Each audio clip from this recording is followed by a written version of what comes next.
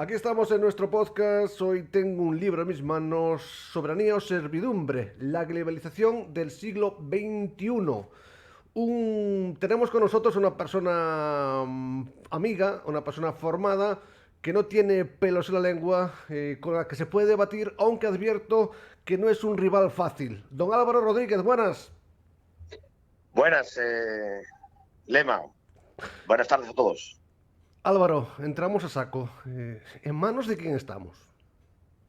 Estamos en manos de una oligarquía, de una oligarquía económica y financiera, internacional y española, y que a través de los partidos políticos, la partitocracia, que en España es el PSOE y el PP, mayormente, con sus pequeñas cositas, el PNV y tal igual, que son los que cumplen las órdenes de esa oligarquía, ¿no? La oligarquía internacional es la banca, y la digo, oligarquía española es lo que yo denomino o llamo el palco del Bernabéu. Si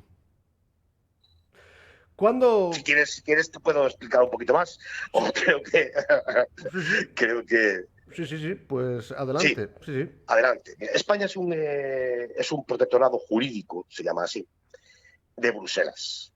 El Estado español cedió toda su soberanía a Bruselas, eso que llama la Unión Europea, monetaria, todo el tema de aranceles, impuestos, etcétera, etcétera.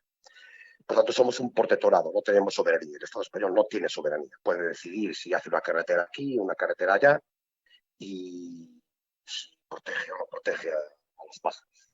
Y tampoco lo hace. Bueno, protectorado de Bruselas. Somos una colonia económica de Alemania mayormente. Alemania produce para toda Europa y España compra sus productos. España queda reducida a un país de servicios, camareros, hoteles, etcétera, etcétera. Y somos un estado de la OTAN y en ese sentido estamos sometidos a los intereses militares de Estados Unidos. Por ejemplo, la guerra de Ucrania. No tenemos soberanía, somos siervos. Ese es el esquema. Ujú. ¿Tenía que ser así todo esto? ¿O alguien quiso que fuera así y era lo más aconsejable? No tenía por qué ser, primero. Segunda cuestión, el grado de intensidad de la servidumbre podía haber sido menor, podía haber sido menor. Pero en el proceso político que se denomina transición a la democracia, las potencias europeas y Estados Unidos de Europa crearon este régimen, crearon a los partidos políticos, el PSOE en su business, financiado por la socialdemocracia alemana, y esos partidos políticos que son instrumentos al servicio de esas potencias exteriores en esos ámbitos que hablamos antes, fueron más allá de lo que sería incluso, bueno, necesario. Es decir, somos siervos, pero en grado sumo, ¿no? En grado sumo, en grado sumo.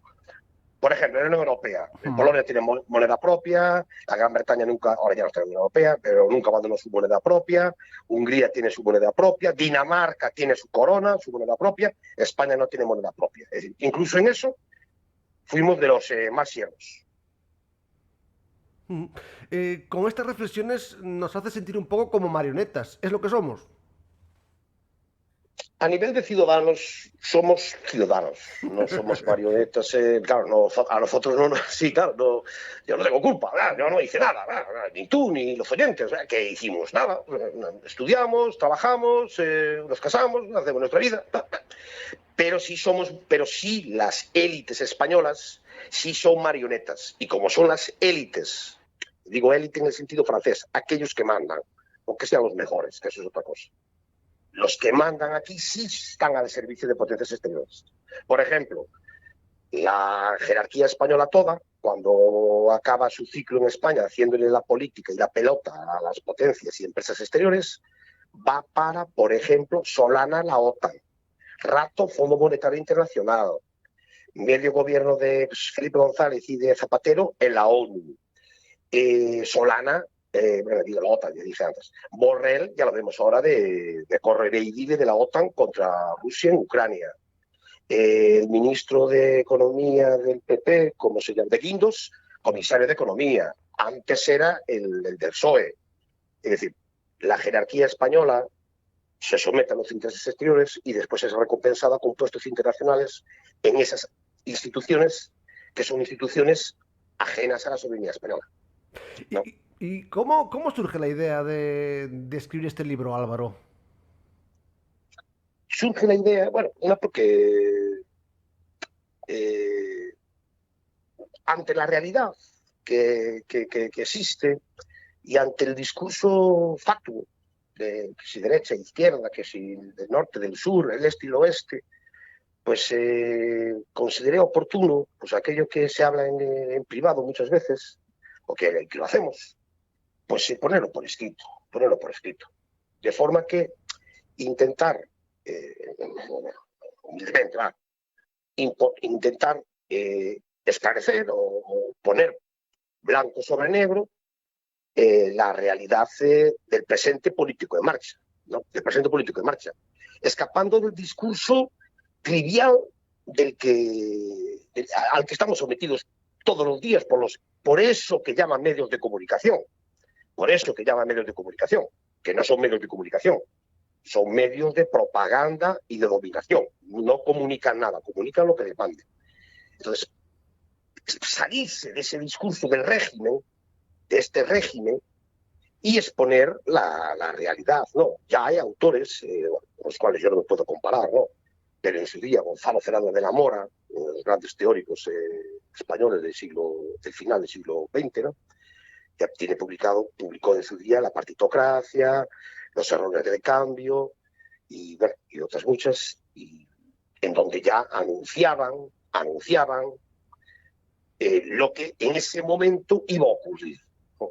Estaba ocurriendo e iba a ocurrir. Y ahora nos encontramos ya en el estadio de plena subordinación a los intereses exteriores. El libro surgió pues eso, para exponer la realidad del presente político en marcha, ¿no? Una curiosidad que me asalta en este momento. ¿Qué hace el ciudadano Álvaro Rodríguez para informarse? Mira un poco cómo está compuesto la jerarquía del medio de comunicación, se informa, pasa de todo. ¿Cómo hace una persona normal para poder informarse sin contaminación, sin esta contaminación de la que tú hablas? Pues varios métodos, ¿no? Complicado. Varios métodos. Sí, es complicado. Pero tampoco nos mienten, ¿eh? O sea, no hay mentira. No hay mentira. O sea, ellos dicen la verdad. Por ejemplo, entonces, primera cuestión, leer, estudiar. Eso es leer y estudiar, todo. Y estudiar también filosofía. Comprender la realidad, comprender y conocer las ideas, las teorías de las ideas, ¿no? Formarse, eso es básico en todo, ¿no? Como un mecánico, como un carpintero, saber las maderas que están de moda, las maderas que son más caras, cuáles son las circunstancias, no es lo mismo una madera para Galicia que una madera para Sevilla, ¿no? Es decir, conocer. Segunda cuestión, quien quiera también profundizar, solo tiene que ir a la información originaria, al inicio. Por ejemplo, ¿queremos saber la pobreza que hay en España?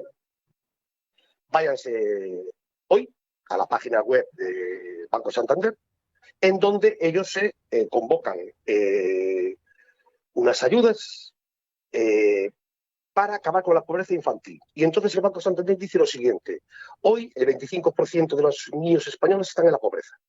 Para acabar con eso, para acabar con esa pobreza, el Banco Santander da unas ayudas de tantos miles de euros que no pasan de 300.000. Tiene una bolsa, en fin, fíjate qué generosos son, ¿eh? Destinan 300.000 euros para luchar contra la pobreza infantil, que ellos reconocen que es el 25% de la infancia de los niños españoles. Si los niños viven en la pobreza es porque los padres viven en la pobreza, obviamente, ¿no? Claro. ¿Queremos saber quiénes son los dueños de Prisa? Váyanse a su página web, en donde indican quiénes son los dueños del grupo Prisa. ¿Queremos saber lo que dice la Embajada de Estados Unidos de Norteamérica? Por ejemplo, Asistimos a debates políticos en donde todo está el tema de la ideología de género, transgénero, LGTB, posmodernismo, etcétera, etcétera, ¿no? En donde algunos grupos políticos, algunas facciones políticas, indican que es comunista, ¿no? Comunista. Son ideas comunistas, ¿vale? Entonces, yo digo que no son ideas comunistas, son ideas liberales, ¿no? Ideas liberales. Bien. ¿Quién es el Estado que promueve esas ideas, esas ideologías? No digo que estén bien ni estén mal, digo quién las promueve. Vayan ustedes a la página, a la Embajada de Estados Unidos de España, a sus comunicados oficiales y verán que la embajadora actual de Estados Unidos, Reynosa, se apellida la señora, Reynosa, tiene como uno de los objetivos máximos la defensa y promoción de toda la ideología LGTB. Comunicado de la Embajada de Estados Unidos del año pasado. Y todas las conferencias, actos que organiza, financia y promueve la Embajada de Estados Unidos. Por tanto, si alguien me dice quién promueve, qué Estado poderoso en el mundo promueve ciertas ideologías, pues es fácil. Vayan ustedes a la Embajada de Estados Unidos y verán lo que promueve la mayor potencia occidental, de la cual nosotros somos siervos. Y en tus reflexiones, en tu libro, en tu perspectiva, ¿tiene cabida esa lucha que dicen que hay entre patriotas y globalistas? ¿O esto no tiene nada que ver y forma parte más del espectáculo? Sí tiene cabida, sí tiene cabida. Obviamente hay que matizar, ¿no? Hay que concretar, ¿no? Hay que concretar. Pero sí tiene cabida, porque la Agenda 2030, la Agenda 2030, el documento oficial aprobado por las Naciones Unidas, la resolución que se llama Agenda 2030, que cualquiera la puede leer, simplemente tiene que poner en Internet e irse a la página web de la ONU y ya lee la Agenda 2030, ¿va? Que no es ningún secreto. La Agenda 2030 pretende, y así lo explica, o sea, literalmente, eliminar las fronteras, aranceles y estados-naciones. Libre circulación de personas, libre circulación de capitales, libre circulación de mercancías. Todo esto lo acompaña pues con lucha contra la pobreza, no sé qué, el cambio climático y, bueno, y cosas así modernas, ¿no? Cosas así modernas. Pero dice claramente que quiere eliminar las fronteras, los aranceles y la soberanía de los estados. Por tanto, aquellos que defienden la Agenda 2030, que serían los globalistas, tienen como modelo eliminar los estados-nación. Si eliminamos los estados-nación y si no existen fronteras ni aranceles, desaparece la soberanía. Es decir, yo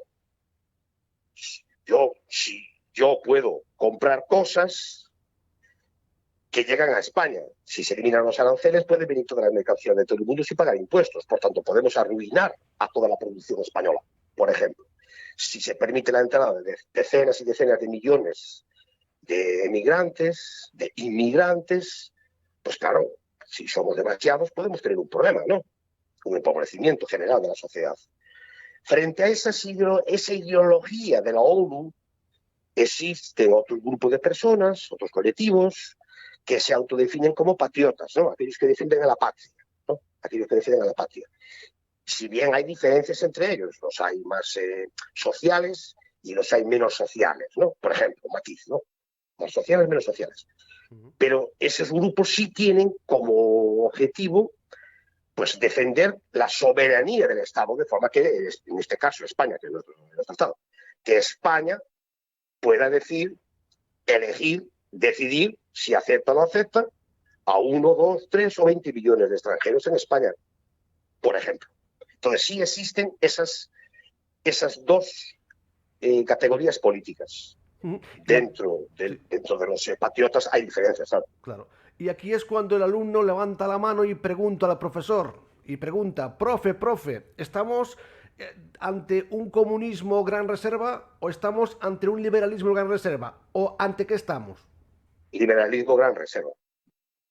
liberalismo gran reserva. Liberalismo gran reserva. Capitalismo puro y duro. O sea, no, esto es capitalismo. Si alguien quería el capitalismo, ya lo tiene. O sea, esto es lo que hay. O sea, no hay otra. Liberalismo. Liberalismo. Porque el capitalismo fue una palabra que creó Carlos Marx.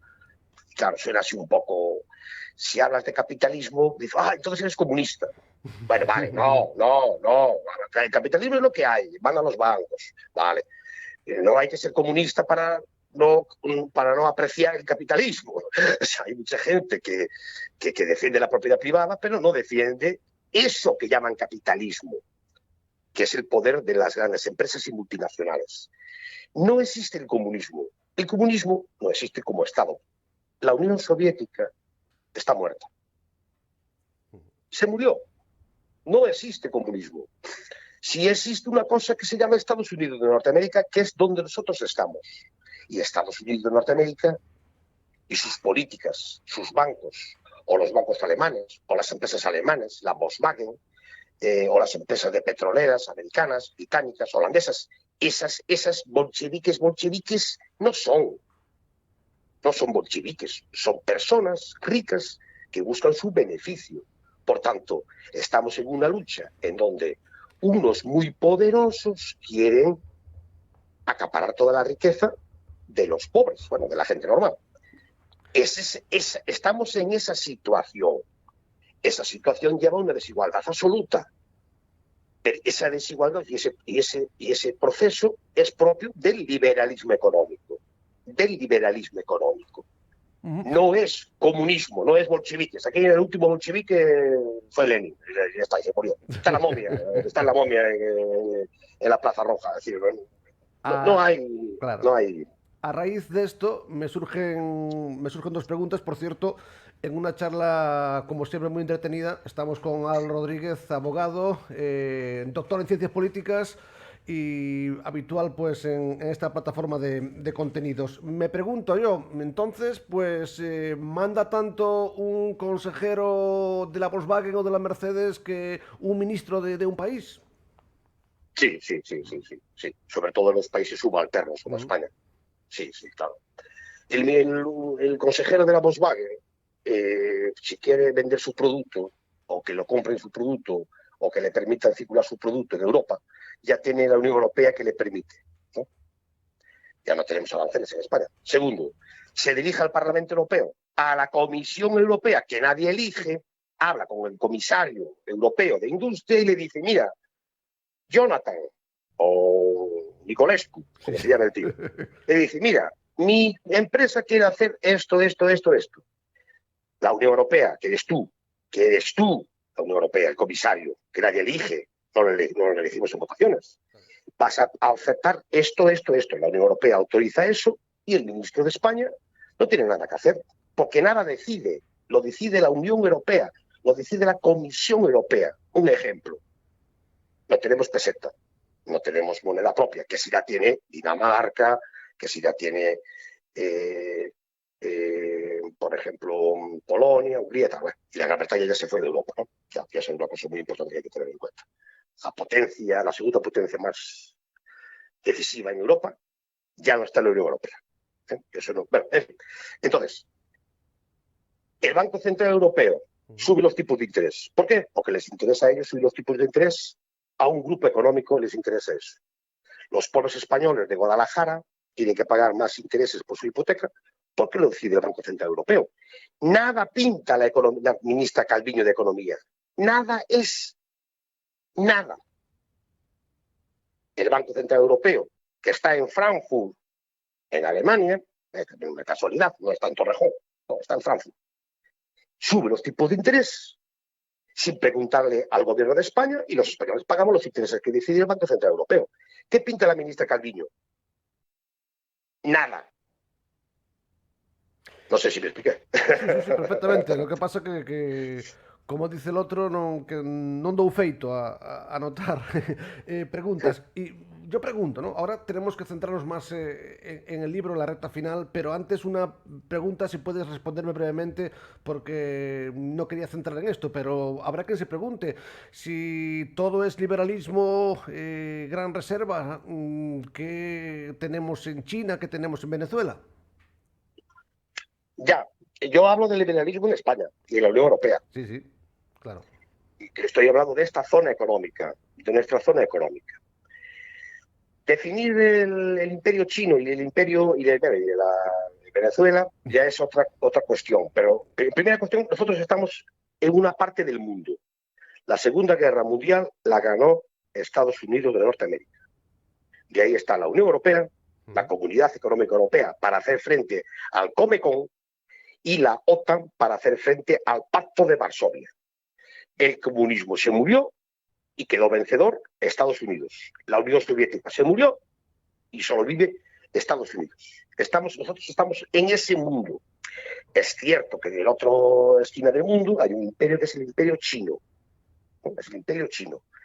Y el imperio chino es cierto que tiene un sistema mixto, ¿no? Un Estado, dos regímenes, ¿no? No sé cómo lo llaman ellos. Entonces, el Estado chino sí tiene un partido, que es el Partido Comunista, que dirige el Estado con una férrea disciplina, pero también aplica el capitalismo en sus relaciones exteriores y en una parte de sus empresas. No todas. El Estado controla unas y las otras son iniciativa privada. Pero eso es China. Es la vida de los chinos. Problema de los chinos. No es un problema de un señor de Valencia. Los chinos serán chinos y los de Venezuela tienen una dictadura, la dictadura de Maduro y sus compinches, y lo podemos definir pues como una dictadura típica latinoamericana, de esas que tantas hubo, en donde una élite explotó al pueblo y que para recubrirse de modernidad pues se hacen llamar bolivarianos, socialistas, pero nunca usan tampoco muchas palabras el socialismo, nunca la usan. Pero ya digo, es indiferente. También Corea del Norte es comunista 100%, pero eso a nosotros no nos importa ni nos influye. Aquí que manda es el Banco Santander, no el Partido Bolivariano. Entonces, aquí, o sea, el Santander, el Banco de Bernabéu, mira, los trenes, que fabricaban unos trenes no sé qué y no caben. Los puentes todos de acceso a Galicia que se están derrumbando, solos. El Estado español que está mandando armamento a Ucrania. Eso no tiene nada que ver con el imperio chino, con su política, o con Vietnam, que sí es comunista, o Camboya, que es comunista, pero ¿qué nos importa Camboya? Yo me explico, ¿verdad? Que no importa ni Camboya. O sea, Camboya no nos va, nosotros no. Nosotros estamos dentro del espacio controlado por Estados Unidos de Norteamérica. Y Biden no es bolchevique. Ni Donald Trump es bolchevique. No. Son liberales, imperialistas americanos que hacen lo que quieren. Y decir esa palabra, imperialistas americanos, no significa que salga de la izquierda. Voy a poner un ejemplo. Adelante. El imperialismo americano expulsó a España de Cuba en 1898. El imperialismo americano expulsó a España de Filipinas. No había comunismo. En aquella época no había comunismo. O sea, no había. Lenin, era un niño todavía. Es decir, Lenin todavía estaba en el colegio. O sea, no había comunismo. Pero los Estados Unidos seguían con su política de expansión. Eso se llama imperialismo de Estados Unidos y nosotros somos las víctimas. Bueno, estamos ahí. Hay que señalar que el libro Soberanía o Servidumbre, la globalización del siglo XXI, bueno, está Álvaro tratando conceptos bastante amplios, pero que el libro es ameno de leer y se lee, bueno, bien, que no piensen que es un tostón, es un libro interesante y ameno. Por cierto, en este libro analizas el caso español, ¿no? Todo tiene ahí como una especie de punto de partida, el llamado régimen del 78. ¿Aquí se comenzó a cocinar todo esto o antes? El presente político en marcha es el presente político del régimen del 78. Es cierto que España, eso ya es un tema, ya lo indico en la introducción, ¿no? Es cierto que España, desde que se perdió el Imperio Español, ¿no? Pues España fue quedando como un país pues subdesarrollado, apartado del mundo y sometido a la Gran Bretaña y a Francia, ¿no? Y poco a poco fuimos perdiendo, me sale el gallego a veces, perdón, fuimos perdiendo soberanía y riqueza y quedando siempre de subalternos, ¿no? La guerra de Cuba, como hablé, la guerra de Filipinas, etcétera, ¿no? Cuando fue en 1880 el Congreso de Berlín, que es donde se repartieron África los países europeos, ¿no? Pues se lo repartieron Francia, la Gran Bretaña, Holanda, Bélgica, y a España le dieron, que no me parece bien el imperialismo, pero bueno, es un ejemplo. Sí, A sí. España le dieron un trocito que se llama Guinea Ecuatorial, que solo había mosquitos. Nadie lo quería porque había cólera, estaba en el Ecuador, por eso es Guinea Ecuatorial. Y la malaria hace estragos. Y el norte de Marruecos. Y entonces, es cierto que España, desde la guerra de la independencia, desde la pérdida del Imperio Español, fue un país en decadencia, bien vale. Pero en el régimen franquista, en la dictadura franquista, pues, que era una dictadura, claro, claro, se discute, era una dictadura. Como es una dictadura, bueno, una dictadura medio Europa, ¿no? O Portugal, de Salazar, o los coroneles de Grecia. Bueno, en la dictadura de Franco, con sus carencias, con sus violación de los derechos fundamentales, sí tuvo un éxito, que fue el económico. España, en el año 75, era la 9ª potencia industrial del mundo. Y eso era peligroso. ¿Para quién? Para los competidores. Para los competidores. Por ejemplo, España tenía SEAT. España tenía el Estado. Y era todo del Estado. Del INI, Instituto Nacional de Industria. Toda la industria española era del Estado, la mayor. La eléctrica, Endesa era del Estado. CAMSA, el monopolio de los hidrocarburos. Banca pública por todos los lados. Y ojo, Franco no era comunista. O sea que el Estado puede tener empresas públicas sin ser un Estado bolchevique. Francisco Franco y su régimen franquista no podemos catalogarlo como un régimen socialista, porque no lo era, obviamente. Pero sí el Estado tenía el control de la economía. Entonces España en el año 35 era la 9ª potencia industrial del mundo. Un exitazo. Con sus carencias, claro. Obviamente, con sus carencias, ¿no? Bien, vale. En ese proceso de la transición, Gonzalo Fernández de la Mora lo explica muy bien, en ese proceso de la transición, el objetivo de las potencias europeas era eliminar la industria española. ¿Qué hicieron los diferentes? Ese es el régimen de 78. ¿Qué hicieron los diferentes partidos políticos dentro de este régimen? Felipe González, la reconversión industrial. Cerró todas las acerías y fue vendiendo todas las empresas públicas rentables, regalándolas. Después llegó un señor pequeñito con bigote que se llama José María Aznar, que tampoco era bolchevique, obviamente. Y vendió 30 grandes empresas españolas. Telefónica, que eran del Estado. Telefónica, Endesa, Cepsa, Transmediterránea, Iberia. Es decir, y podemos seguir, ¿no? Un montón. Alcoa, que era del Estado. Alcoa, siderúrgicas, no sé cómo se llama, siderúrgicas, no sé qué es cuánto, que compraron los americanos.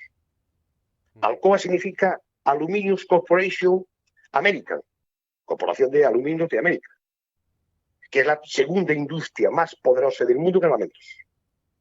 Esas siderúrgicas punteras que estaban en La Coruña y en Galicia, por ejemplo, la mayor plataforma de producción de aluminio de Europa, que está en Lugo, se la regalaron a los americanos.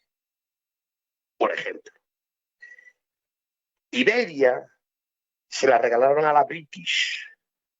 Ay, mira tú qué bien, los británicos, se quedaron con Iberia, que era rentable. Entonces, los diferentes gobiernos fueron vendiendo todo el patrimonio del Estado. Es cierto que a veces lo que hacen es, primero, que dé pérdidas, y dicen, esto da pérdidas, esto da pérdidas. Y entonces vienen los británicos, que son idiotas, y compran algo que no sirve para nada, ¿no? Tremendo. ¿No? Y entonces, claro, y bueno, es que claro, tal, y ya está, y punto. Entonces, poco a poco, España pasó de ser la 9ª potencia industrial del mundo a estar ahora en el puesto ahora no tengo los datos, pero el mes pasado estaba, digo el mes pasado porque la OCDE sacó su informe, en el 26, en el 26 y algo. Claro, cuando decir 26, bueno, del 9 al 26 es poco, no, es muchísimo. Que Corea ya produce más que nosotros. No sé si me explico. Entonces, y sin industria no hay valor añadido. Por tanto, no hay riqueza. Sin industria no podemos hacer nada. ¿Hacia dónde camina, hacia dónde crees que avanza este proceso de globalización, Álvaro? El proceso de globalización, que es un neologismo que, bueno, tuve la... Sí, se me ocurrió. Globalización, ¿no? Los siervos de la gleba, ¿no? De la Edad Media, y ahora somos siervos de... Somos siervos porque tenemos que pagar el teléfono al precio que nos manden. Tenemos que pagar la luz al precio que nos manden. Tenemos que pagar la gasolina y el Estado no interviene en nada, ¿no? Y el Estado no interviene en nada, ¿no? Y todo es privado. No es bolchevique. Es todo privado. ¿No? Todos los dirigentes están en la City de Londres o en Nueva York o en Frankfurt. Bien, vale. ¿Hasta dónde caminamos? Si esto no se remedia y seguimos perdiendo riqueza, porque vemos que la clase media está desapareciendo. La clase media soy yo, somos nosotros, y son nuestros oyentes, la clase media. O sea, trabajadores que podemos tener una vida media, digna, no, digna, una media vida digna. Vemos que poco a poco vamos perdiendo capacidad adquisitivas, por H y por B.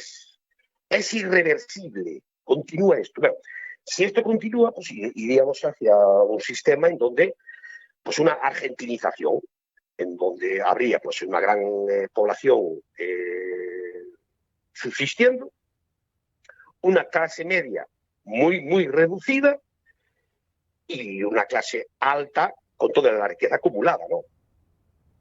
El ejemplo, por ejemplo, para entendernos, el cambio social, lo que le pasó a Argentina, de ser el país más rico del mundo, más culto, más preparado, con una clase media poderosa, etcétera, etcétera, a ver cómo los argentinos se fueron todos en los años 80, 90, etcétera, etcétera, de su patria, ¿no? De su país, ¿no? Entonces podemos ir o vamos en el camino de una servidumbre, ¿no? Es decir, empobrecimiento general de la población, ¿no? Si no se para, claro, si no se para. Claro, me pregunto yo, ¿y tiene algo que ver en este escenario que nos dibujas? ¿Tiene algo que ver, pues, que a día de hoy en España se cuestionen diferentes cosas, como nuestra relación con los animales, por ejemplo, con toda la ley de bienestar animal que está creando pues, mucha polémica, esos consejos para comprar coches eléctricos, todas estas cosas tienen algo que ver en ese proceso que tú dibujas? Sí, sí, sí lo tiene que ver. Sí tiene que ver y mucho. Sí tiene que ver y mucho. Todos, una persona sensata, pues respeta, ama y quiere los animales. Eso no sé. O sea, yo soy de campo y siempre tuve perros y gatos y tal. ¿No? O sea, todos entendemos eso. Bien, vale. Bien, vale. Todos somos ecologistas. Nadie quiere vivir en un mundo contaminado. ¿Vale? Eso no existe. No, sobra decirlo, va, sobra decirlo. Pero ¿qué ocurre? Este sistema, este régimen, crea polémicas, crea ideologías en cuestiones como la ecología, como el animalismo, o busca colectivos en donde se concentra la atención, ¿no? Colectivos en donde se concentra la atención, colectivos muy reducidos de la sociedad. Entonces, de forma que el debate se traslada a esas ideas, a esos proyectos, olvidando o tapando la realidad económica. La realidad económica. Petras, un sociólogo, este sí era de izquierdas, este sí era de izquierdas, este sí que era de izquierdas, y Petras, ¿no? Y Petras, Felipe González en los años 90 le encargó hacer un informe, ¿no? Entonces, Petras, aparte de ser de izquierdas, es un economista de categoría, ¿no? Petras hizo el informe Petras, y se lo enseñó a Felipe González. Y Felipe González le dijo, esto no se publica ni de broma. Petras ya anunciaba lo que estaba ocurriendo. La izquierda abandonaba, aquellos que se llamaban de izquierdas ya no eran de izquierdas, y creaban una ideología alternativa consistente en centrarse en minorías étnicas, minorías sexuales, un supuesto ecologismo, un supuesto animalismo, etcétera, etcétera. De forma que la mayoría de la población se centrara en discutir o centre su atención en esas cuestiones, abandonando la tradicional visión de defensa de sus intereses económicos, de sus intereses nacionales, de su patria, de la familia, de hoy que parece esto, parece que soy un racional, patria, familia, ¿no? Qué cosa más extraña, ¿no? Pues sí, hay familia. Tenemos que defender el futuro de nuestros hijos. Sí, claro, familia. Y debemos luchar para que una pareja pueda tener una vivienda y poder vivir dignamente y que puedan tener hijos. Claro, es que es así. Es así, debe ser así, debe ser así. Entonces, todas esas ideologías posmodernas no son más que justificaciones, para olvidar o trasladar la atención, olvidar la esencia económica del régimen liberal. Mira, por ejemplo, el otro día el presidente de los armadores, para que los oyentes lo puedan entender, el otro día, hace un poco, 15 días, el presidente de los armadores de España, la Unión Europea creó unas normas de pesca en donde finalmente no se pesca. ¿No? Finalmente no se pesca. Entonces el presidente de los armadores dijo la verdad, claro, vamos a ver, todos esos pretextos ecológicos de la Unión Europea son eso, pretextos. No quieren que nosotros pesquemos. Por tanto, nuestros barcos, los españoles, no van a pescar. ¿Por qué? Porque no quieren que nosotros cojamos el pescado. ¿Por qué? Porque la Unión Europea quiere que el pescado venga de otras empresas situadas en Asia, en América, y hacer ellos un negocio. Nos cierran nos prohíben pescar a nosotros, pero el pescado va a venir de Vietnam, de Tailandia, de América, y los barcos españoles lo van a pescar. El pretexto ecológico es eso, un pretexto. Usted no pesque en el Mar del Norte porque hay prohibido la tortuga. Prohibido pescar. Un pretexto ecológico. Y lo decía el presidente de los armadores, que debe tener, dice la verdad. Cuando en España había toda esa polémica para que las nucleares para que no se construyeran más nucleares, todos esos grupos ecológicos, los dirigentes me refiero, no la gente de buena fe, esos estaban financiados por las empresas petroleras, porque si se hace electricidad con la nuclear, no se compra el gas. Entonces había que impedir que se crearan más centrales atómicas, porque había que vender el petróleo. Entonces esas empresas petroleras financiaban, fomentaban, promovían eso que llamaban ecología antinuclear, en tanto que Francia todo es nuclear, por ejemplo. ¿Me explico? Detrás de muchos movimientos ideológicos hay intereses económicos. Eso no quita que haya gente de buena fe que se cree eso. Y todos somos ecologistas. Por ejemplo, es por todos conocido, si no se lo digo yo, que detrás de ETA, cuando ETA atentaba contra las centrales atómicas del País Vasco, estaban financiados por las empresas gasísticas de Argelia. Porque si en el País Vasco se construían las centrales atómicas, la central atómica de Lemoiz, punto pelota, ya no se necesitaba el gas, todo sería atómico. Claro, los argelinos no estaban muy contentos con el chollo, ¿eh? Claro, Entonces, es de ahí que un grupo armado, violento, hizo un papel. Hoy tenemos la electricidad carísima, por muchos motivos, pero una de las energías más baratas es la atómica, ¿no? Francia todo es atómico y en España pues estamos, como no tenemos petróleo, claro, porque nosotros constituimos petróleo, claro, no como Noruega, claro, entonces ya es otro tema, pero no tenemos petróleo. Entonces, detrás de muchos movimientos ideológicos se esconden, y en la ecología en concreto, se esconden intereses económicos. Mira que hablo, ¿eh? Sí, y yo, mira que escucho y atentamente. Para terminar, me pregunto, ¿cómo está funcionando el libro? ¿Cómo están las presentaciones? Hay muchas preguntas de la gente. ¿Cómo va la cosa, amigo? Bien, bien, bien. En la medida en que el trabajo me permite, Claro. pues hice una presentación en Madrid, en un espacio, Ardemas, hace poco, el 20 algo de enero, sí, hace un mes. También en Gijón hice otra presentación.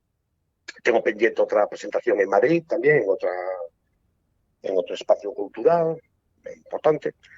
Y bueno, y también a nivel local, ¿no? Lo presenté en García, ¿no? Y sí, por pueblos de aquí, por librerías, ¿no? Librería Nobel, claro, o sea, lo concreto bien, bien, se está vendiendo bien.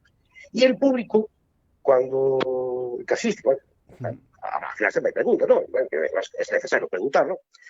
Pues claro, muchas personas se quedan así un tanto, lo que más les extraña es el concepto de régimen.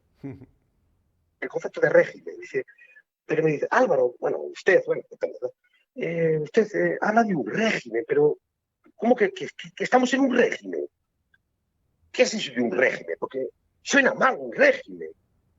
Y claro, estamos en un régimen. Este es el régimen de la Constitución del 78. Aquí mandan unos y obedecen otros. El franquismo era otro régimen. La Segunda República era otro régimen. La restauración borbónica de 1876 a 1981, la restauración borbónica, cuando llegaron los borbones de tal, era otro régimen. La Primera República, allá en 1870, era otro régimen. Estamos en un régimen en donde unos mandan y otros obedecen. Es algo curioso, ¿no? Bueno, curioso para mí. Es decir, claro, es un régimen, pero no es malo ni es bueno. Hay que ver si el régimen nos defiende o no nos defiende. Es lo que hay que ver, ¿no? Hay que ver si el régimen trae paz, prosperidad social, democracia, libertad, o si no lo trae, o si no la quita, o si somos cada vez más pobres, más ricos. Hay que ver, claro, que estamos en un régimen. Claro que estamos en un régimen. La Unión Soviética era un régimen y Putin es otro régimen, por ejemplo, poner un ejemplo, Claro. algo obvio, ¿no? Sí, Es decir, y nosotros estamos en un régimen, que es el régimen del 78, el régimen de la transición, el régimen del constitucionalismo democrático, bueno, llamémosle como quieran los historiadores dentro de 50 años, cuando ya no haya el régimen, ya no exista, pues le pondrán el nombre que consideren, ¿no? Porque otra cosa debemos tener claro. voy a cerrar la libreta, si no estamos aquí hablando el día de Nochebuena. Sí, sí. Simplemente una última, me gustaría que concluyeras con una última reflexión en torno a lo que te voy a plantear, que esta sí que es la última, ultimísima. Tú dices, corrígeme si he captado mal el mensaje, bueno, que hay Sí. intereses empresariales, económicos que marcan la pauta, que nos ponen la partitura. Pero claro, supongo que delante de esta partitura habrá políticos malos y peores. Sí, claro, los hay malos y peores, sí, es correcto, estoy de acuerdo contigo, los hay malos y peores. Dependerá Los hay también. malos, los hay malos y peores, pero buenos en el régimen que tenemos hay muy pocos, bueno, pocos llegan, ¿no? Pocos ya me entienden, ¿no? Es la gente. Sí, me Pero refiero, Álvaro, a si, bueno, siempre hay un margen de maniobra, ¿no? De los gobiernos que pueden empeorar las cosas, o digo yo, ¿no? Me pregunto. sí, es decir, es cierto que tienen un margen mínimo Vale. de maniobra, porque para ellos la maniobra solo es maniobra electoral. Pero las grandes consignas económicas, políticas, las marcan las potencias. Estados Unidos, estamos en guerra. Porque lo dice Estados Unidos. Punto pelota. Hoy salieron los tanques. Punto pelota. Sube el precio del gas. Y no se le compra gas a Rusia. Punto pelota. Si lo compramos a americanos, ¿qué es el más caro? ¿Qué más caro? El doble. Punto pelota. ¿Cuál es el margen del gobierno español? que si 300 euros para un cheque de juventud, para que vayan al cine, que si te saco el IVA del 5% en los alimentos, que si hacemos una ley para proteger el lince ibérico, que está muy bien, ¿no? Proteger el lince ibérico, bueno, pero son esos matices, esas cositas que son siempre, es el margen que le dejan para aparentar que tenemos libertad y que vivimos en un régimen democrático, en donde uno dice una cosa, pero vamos a ver, concretando. Sí. Concretando. El PSOE gobierna, aprueba lo que quiere, el PP no cambia nada. Vuelve a gobernar el PSOE, aprueba lo que quiera, el PP no cambia nada. Vuelve a gobernar el PSOE, cambia lo que quiere, el PP no cambia nada. Creo que es fácil, no. Es muy fácil entenderlos. Toda la empresa pública fue vendida por el PP y por el PSOE. Toda la banca pública, hace 10 años vendieron toda la banca pública.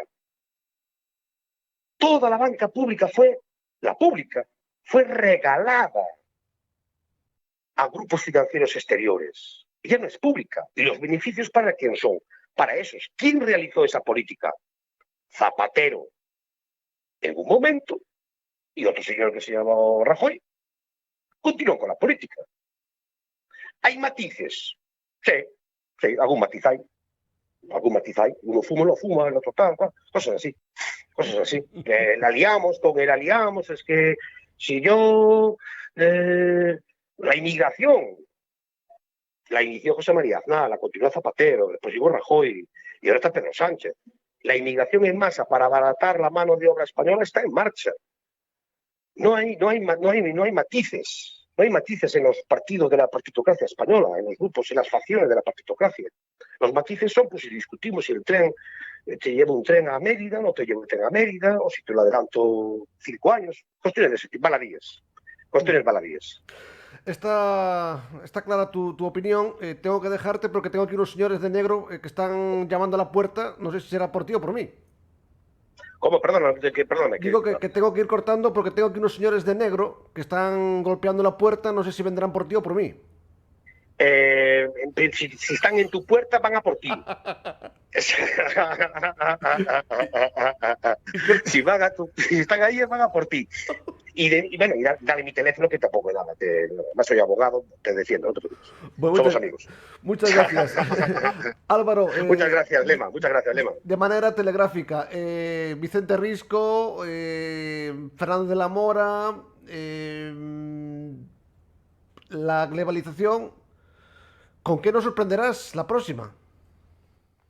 Con más globalización. Vale. Con más globalización, porque lo que está ocurriendo es un proceso de transformación de la sociedad histórico, ¿no? Pitekki, el historiador y economista, que no es bolchevique, precisamente,